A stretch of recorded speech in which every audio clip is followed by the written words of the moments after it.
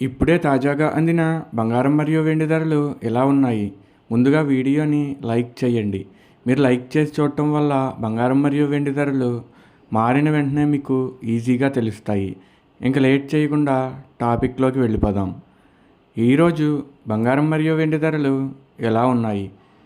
22 క్యారెట్ల 1 గ్రాము బంగారం ధర 15,010 రూపాయలు సేల్ అవుతుంది. అలాగే 22 క్యారెట్ల 8 గ్రాముల కాసు బంగారం ధర 1,20,80 రూపాయలు సేల్ అవుతుంది. 22 క్యారెట్ల 10 గ్రాముల బంగారం ధర 1,50,100 రూపాయలు సేల్ అవుతుంది.